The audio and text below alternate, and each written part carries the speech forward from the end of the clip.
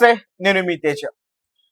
సూర్యాపేట జిల్లాలో ఒక దారుణమైన ఘటన జరిగింది.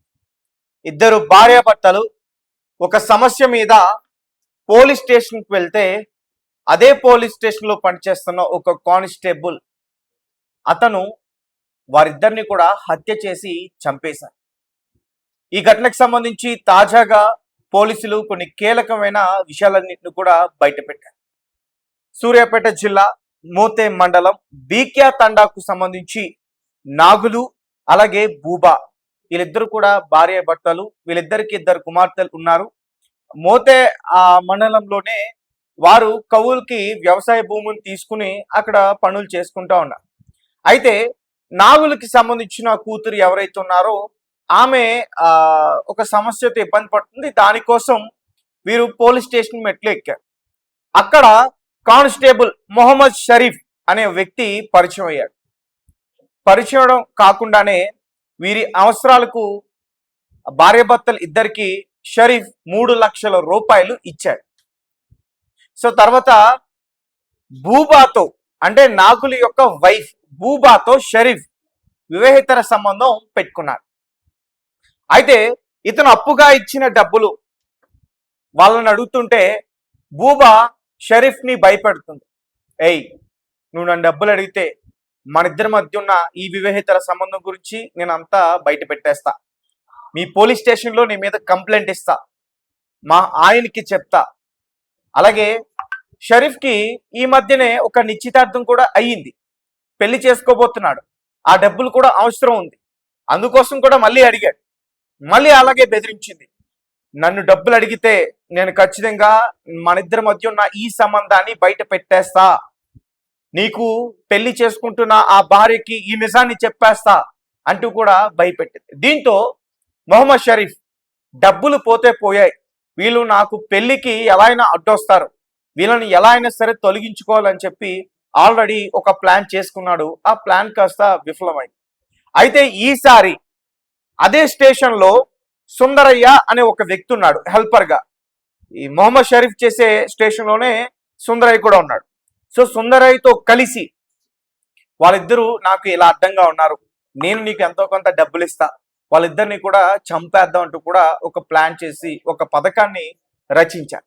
ఏం చేశారంటే బూబా అలాగే నాగులకి మీకు ఒక లోన్ ఇప్పిస్తాను, ఆ లోన్ ఇచ్చిన తర్వాత ఆ డబ్బులు నాకు ఇచ్చేయండి, మీరు మెల్లగా కట్టుకోండి అంటూ కూడా షీప్ లోన్, గొర్రెల లోన్.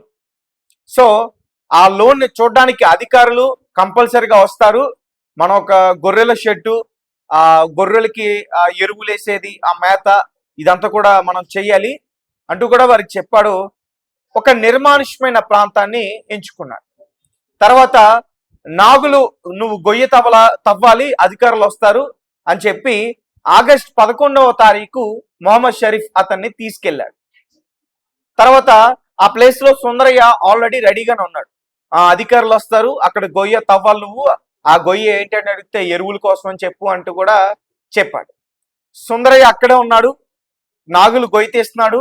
దీంతో షరీఫ్ గొయ్య తవ్వుతున్న నాగుల పైన ఒక కర్రతో విచక్షణ రహితంగా దాడి చేసి అతను స్పృహ కోల్పోయేంత వరకు కూడా అతన్ని చావగొట్టాడు. తర్వాత అతను చనిపోయాడు.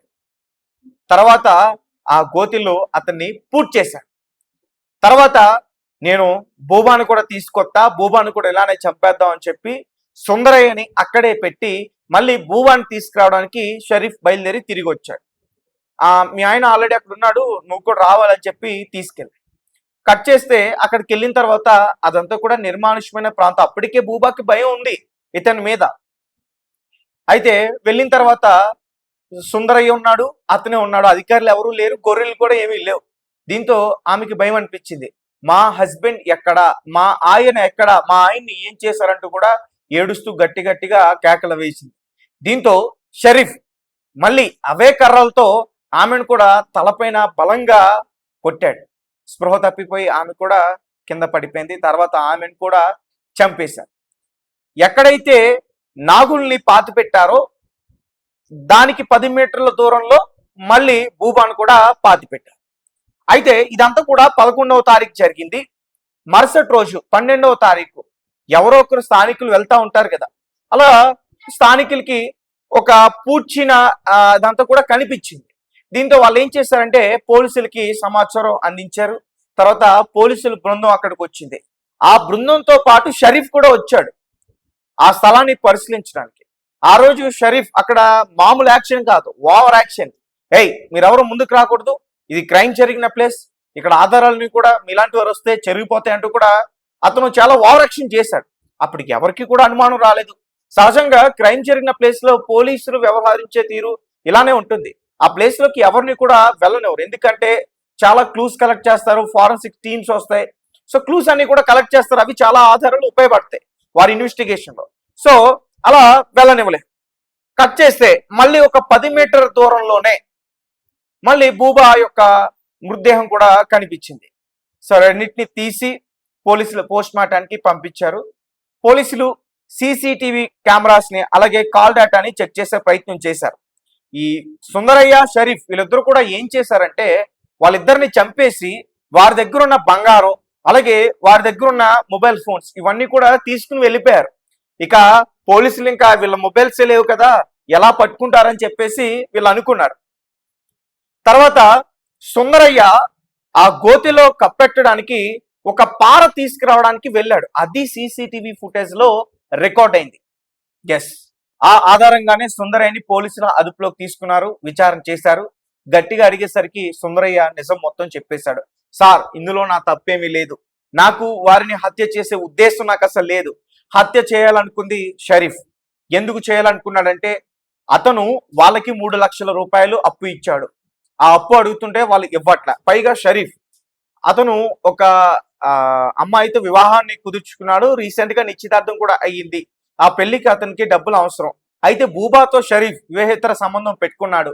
సో ఆ విషయం కాస్త డబ్బులు అడిగితే చెప్పేస్తా ఉంటూ కూడా బూబా షరీఫ్ ని బెదిరిస్తుంది. అందుకనే వాళ్ళిద్దరిని కూడా చంపేయాలని చెప్పి ప్లాన్ చేసుకున్నాడు అని సార్ అని చెప్పి నిజం మొత్తం కూడా చెప్పేశారు.